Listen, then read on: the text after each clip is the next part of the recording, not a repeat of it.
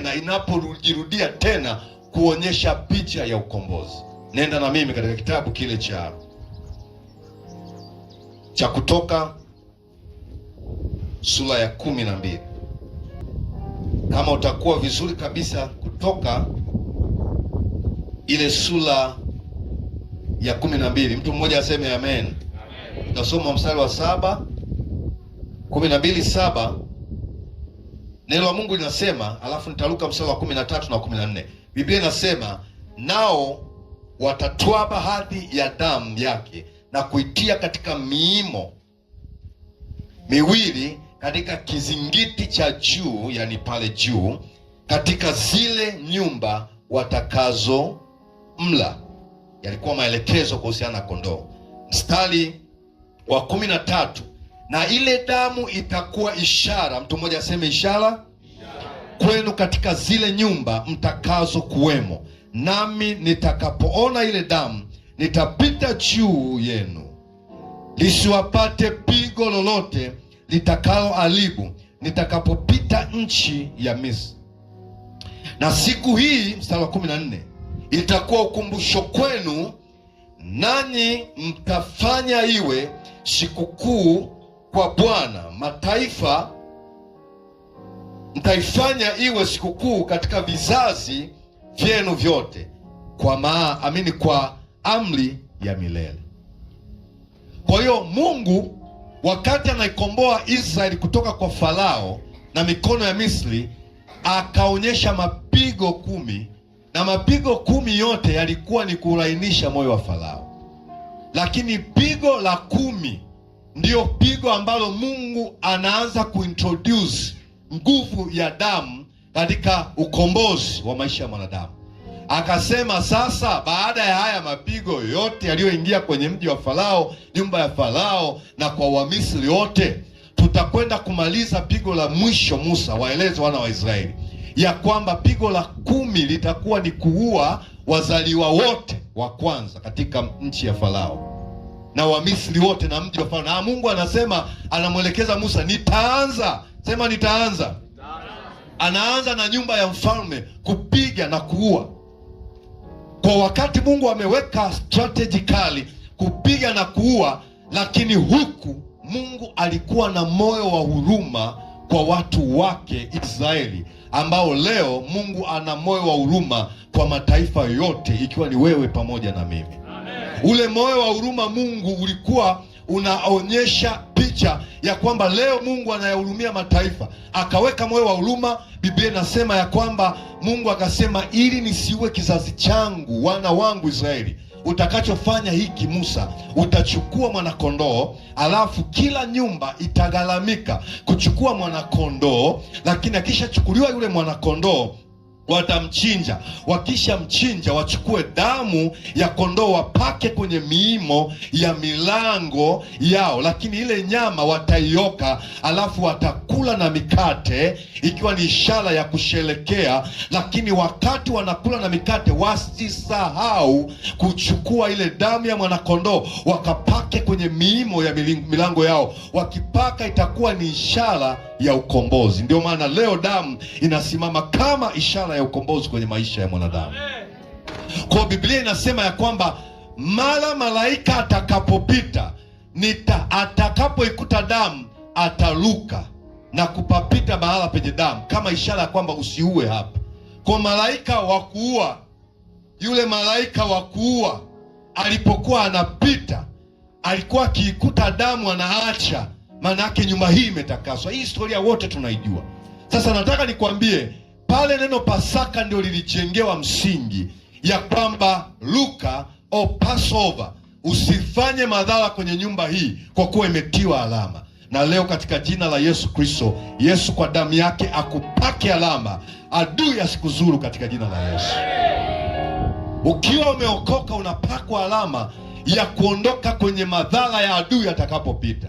Biblia inasema yule malaika alipita akaua kila mzaliwa wa kwanza tangu nyumba ya Farao. Mtu mmoja alisema aliua mpaka mzaliwa wa kwanza wa nzi. Sasa mimi sitaki kutafsiri huko, lakini maana yake alipatiliza kweli kweli. Kukawa na tafrani, hali ilikawa ni mbaya. kila mzaliwa wa kwanza kwenye mji wa Farao na wana wote wa Misri alikuwa anakufa. Hii ikawa ni ishara sasa kwamba Mungu anataka kulikomboa taifa la Israeli, lakini akipita kwa Waisraeli wakawa wanapona. Na yalipokuwa yanaendelea haya, Biblia inasema mstari wa 14, 13 anasema ile damu ikawa ishara kwenu, itakuwa ishara kwenu katika zile nyumba. 14 anasema na siku hii itakuwa ukumbusho kwenu, nanyi mtaifanya iwe siku kwa Bwana, mtaifanya iwe siku kuu katika vizazi vyenu vyote. Sema vyote. Sema vyote. Kwa amri ya milele. Mimi napenda neno linasema kwa amri ya milele. Mungu ni Mungu mwenye ufahamu. Alikuwa anataka kusema kwa amri ya milele, maana yake halitasahaulika hii. Kwa hiyo tunasherehekea Pasaka kwa sababu ni amri ya milele kuvikumbusha vizazi ya kwamba Kristo alimwaga damu yake. Kwa picha hii inaendelea na kuonekana kama kwamba ni ishara ya damu ya kwamba ni ishara ya ukombozi. Sema haleluya. Sema amen. Haleluya. Sasa hilo ni jambo la msingi sana kulielewa kwamba damu inafanya nini. Kwa hiyo historically, kwa kifupi sana, kihistoria tunaiona damu kama ishara ya ukombozi kwenye maisha ya mwanadamu. Sasa hilo eneo la kwanza tuiangalie. Tunapoangalia damu kama ishara ya ukombozi kwa mwanadamu, tunaiangalia kwamba kipengele cha kwanza. Sasa tuanze kuangalia kipengele cha kwanza kinapozungumzia damu. Tunaiangalia damu kama ishara ya uhai wa maisha. Kuna mahali Mungu alikuwa anawaambia Israeli, msile damu, kwa kuwa unapoiona damu unahusisha uhai wa kitu. Yalikuwa ni mambo ya sheria wakati ule, wakati Mungu anaongea na Musa kuhusu na Israeli, lakini akawa anamaanisha kwamba damu inaleta uhai.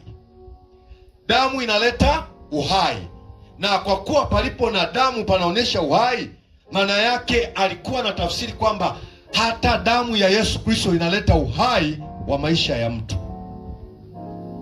Kwa hiyo tunapoangalia kazi ya damu ya kwanza ni kwamba ni maisha na uhai.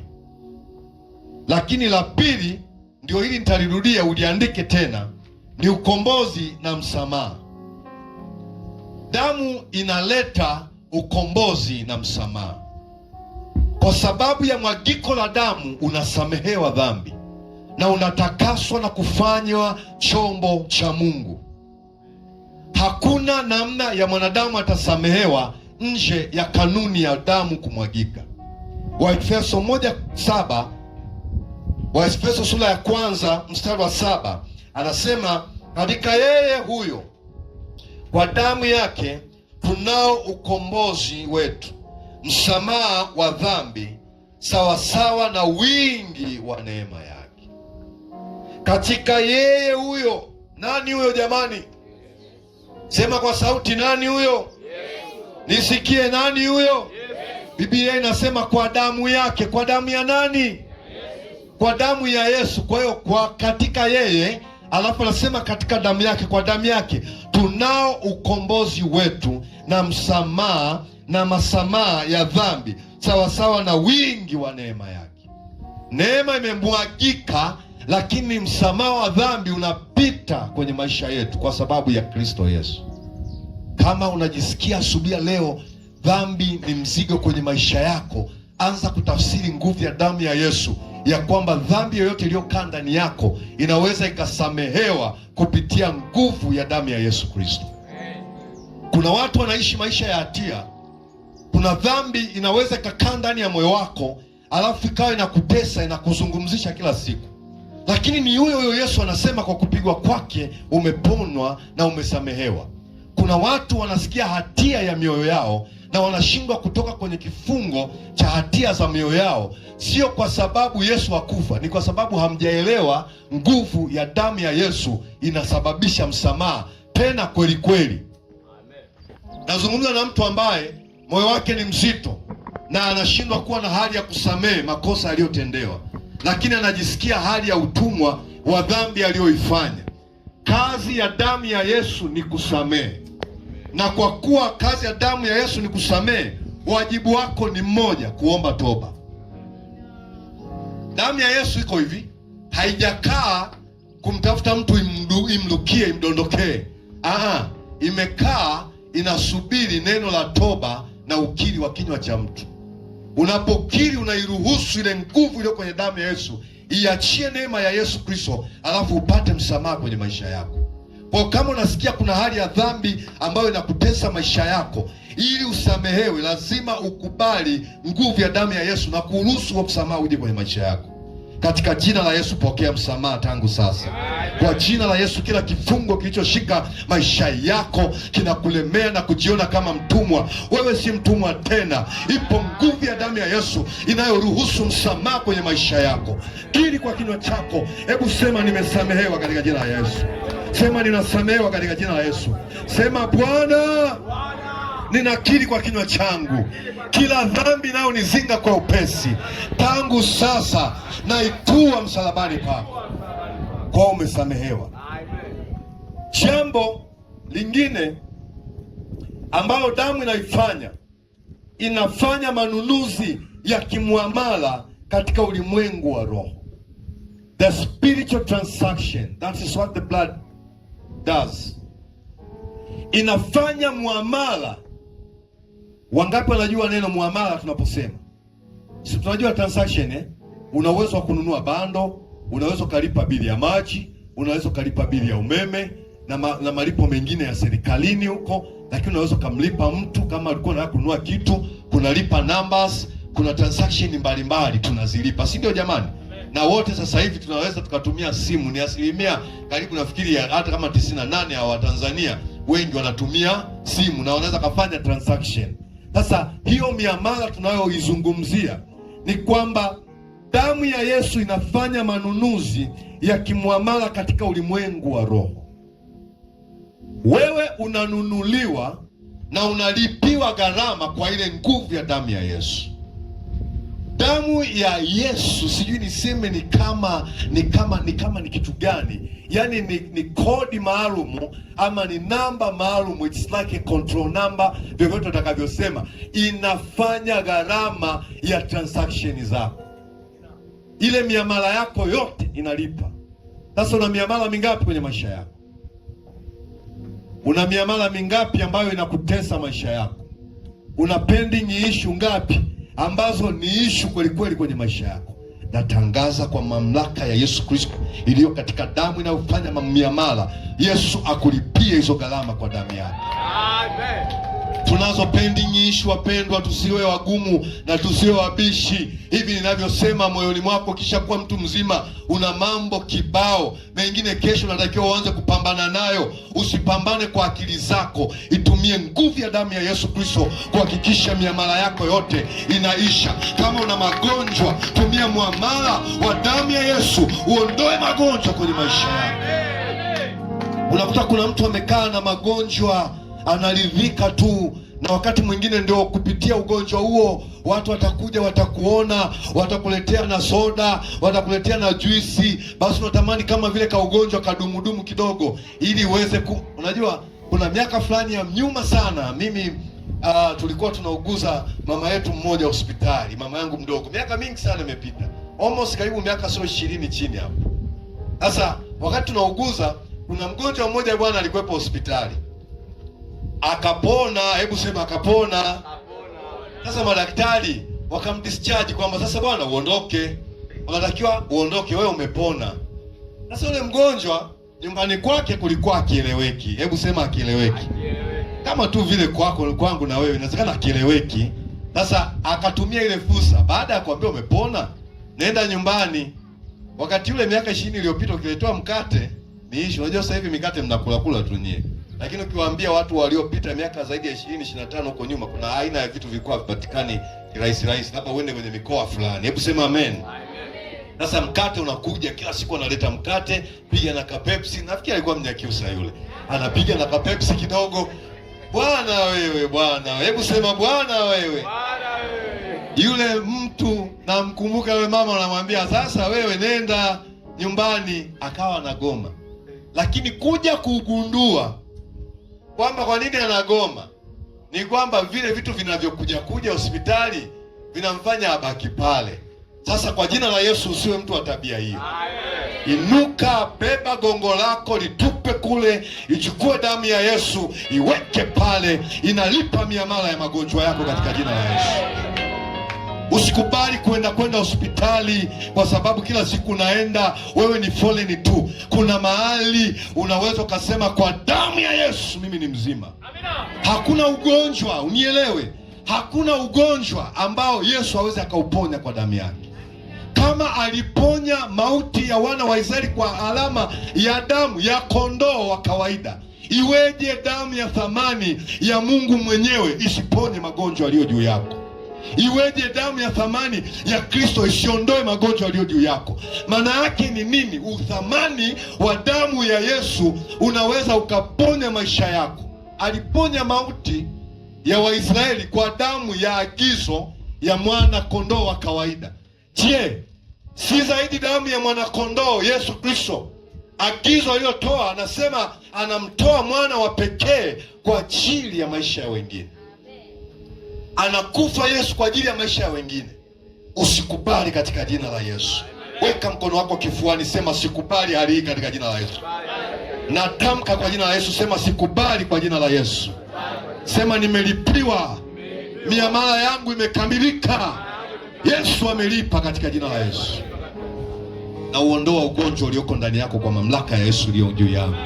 Na kataa mapepo yaliyo juu yako kwa jina la Yesu. Na kataa ufahamu mdogo uliofunga maisha yako, ambayo hayaendelei na haufikirii jambo jipya kila siku, kwa damu ya Yesu Kristo. Na tamani ya kwamba miimo ya milango yako ipake alama ya kwamba wewe ni Mwisraeli kweli kweli kwa kupitia damu ya Yesu Kristo aliye hai. Ni hii damu ya Yesu, Biblia inasema ya kwamba imetuletea katika position ya urithi wa kuwa wana wa Mungu, kama Ibrahimu alivyoahidiwa. Ibrahimu anaahidiwa na Mungu ya kuwa uzao wako utakuwa mwingi kama mchanga wa bahari. Wakati aliangalia akasema, iweje Mungu mimi niwe mwingi kama mchanga wa bahari? Ninapojiangalia, ninaangalia kwanza nimezeeka, alafu ndio unanipa Kaisaka haka kamwishoni. Alikuwa ni mzee, karibu miaka zaidi ya 70, karibu 75. Yaani nafikiri 100, lakini Sara ana miaka karibu 75. Wakati anapokuwa anamzaa Isaka, anapompata Isaka, Biblia inasema kwamba Ibrahimu anajiuliza, itakuwaje mimi niwe mwingi kama mchanga wa bahari? Kumbe Mungu anamwambia, kupitia wewe mataifa yatazaliwa. Alafu hao mataifa wanakuaje hivi? Unajua mataifa wanaingiaje? Sisi tunaingia hivi. Unajua sisi tunaingiaje kwenye Israeli na ile haki ambao walipelekewa Wayahudi?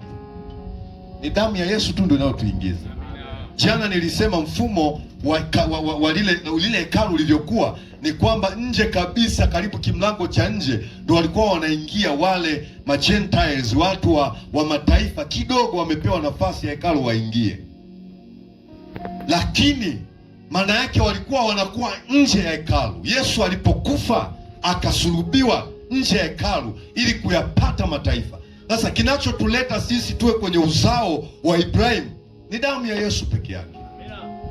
Sasa ile damu ya Yesu imefanya muamala wa kukufanya wewe uwe sehemu ya uzao wa Ibrahimu, uwe katikati ya wingi wa mataifa, kama ahadi ya Mungu ilivyokuwa kwa Ibrahimu baba wa imani.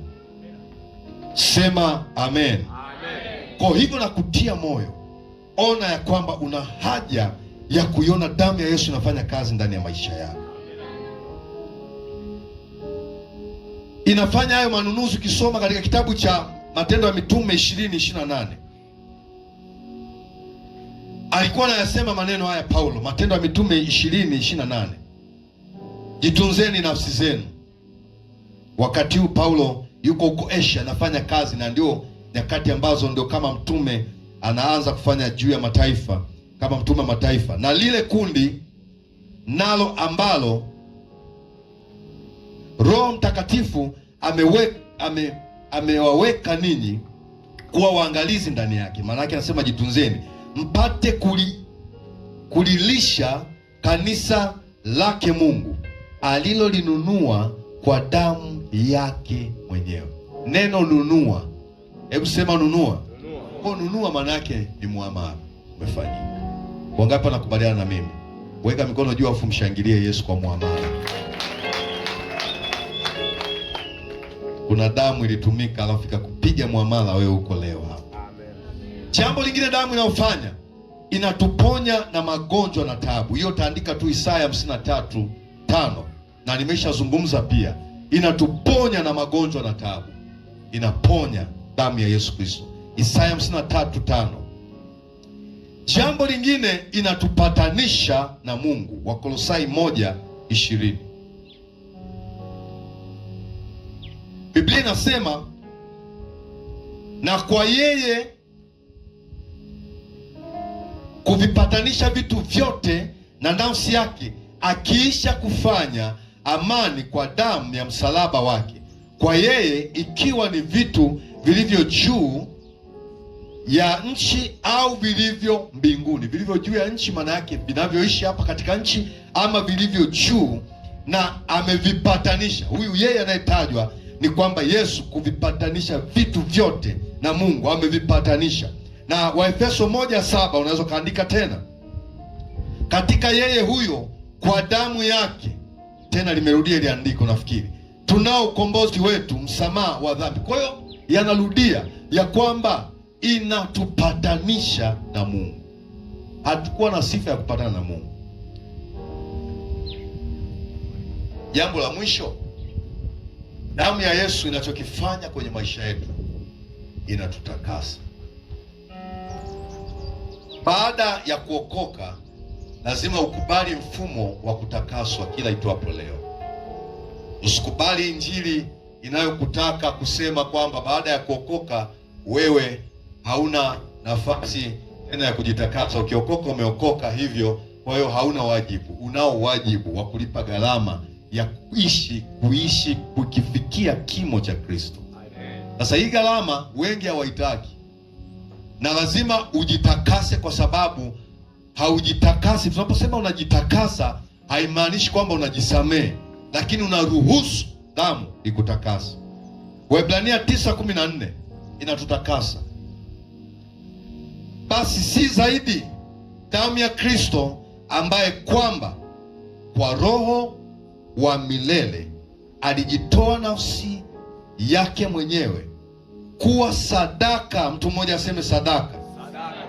Alafu anasema isiyo na mawaa, itawasafisha dhamiri zenu na matendo mafu, mpate kumwabudu Mungu aliye hai. Wanadamu ana vitu vitatu: ana nafsi, roho na mwili. Mwili wenyewe huwa unafuata kile ambacho inatokana na moja, kama ni nafsi ama roho. Kwa kimsingi mwili udhibiti ni kazi sana, na una uwezo wa kwenda kokote kwa kusababisha kitu chochote. Sasa damu ya Yesu inapotakasa, Biblia inasema inatakasa nafsi. Mtu mmoja aseme nafsi. Na anasema kwamba Roho wa milele alijitoa nafsi yake mwenyewe kwa sadaka isiyo na mawaa, atawasafisha dhamiri. Sasa neno dhamiri maana yake liko ndani ya nafsi ya mtu, na ndipo liko kwenye utambuzi na ufahamu na maamuzi, hiyo eneo lote la nafsi ya mtu, ambalo sasa lina uwezo wa kufanya vyema ama kutokufanya vyema. Mwanadamu yuko controlled kwenye maisha yake na nafsi yake, na anaposema nafsi maana yake inahusisha akili, hisia zako na hivyo vitu vingine vyote. Sasa inapohusisha hisia na akili zako, maana yake kuna wakati vina uwezo wa kuteleza. Vikisha teleza lazima vitakaswe.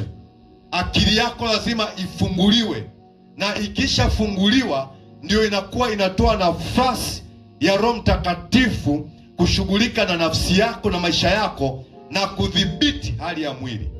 Kwa mwili unaweza kawa unayumba yumba, lakini dhamira yako ambayo Yesu anaweza kuitakasa kupitia damu yake, inapokuwa imestabilize, maana yake inaweza kaudhibiti mwili usifanye uharibifu. Hata sasa hivi ninavyosema kuna watu wamelala. Kwa hiyo wanaolala, jamani, tusemeje? Mwili huo umelemewa, lakini nakuta nafsi. Ndio pale Yesu anasema roho ilazi, lakini sawa, huko ni mambo mengine. Kwa hiyo ninachokisema ni kitu gani? Ni kwamba nafsi yako lazima itakaswe, dhamiri yako. Yesu anasema kwamba kwa yeye, damu yake Yesu Kristo anatakasa nafsi zetu na dhamiri zetu. Akutakase katika jina la Yesu mchana. Amen. Alikufa ili wewe huo mzigo wa dhambi usikutese tena. Alikufa ili hatia uliyokuwa nayo isidumu kwenye maisha yako. Ni hatari sana Mkristo unapoishi alafu bado una hatia ya dhambi maisha yako. Hauwezi ukamwona Mungu akitokea kwenye maisha yako, na matokeo ya kazi ya Yesu Kristo haiwezi kadilika kwenye maisha yako ikiwa tu haujafanya process ya kutakaswa na damu ya Yesu. Kwa hiyo ninachotaka ni kuhamasishe, lazima ukubali kutakaswa kwelikweli kwa kupitia damu ya Yesu. Lazima ukubali kuapply na kuitumia damu ya Yesu, kwa sababu unapoitumia ndio inakufanya uwe mtoto wa Mungu kwelikweli. Ndio inakufanya uwe salama kwenye maisha yako.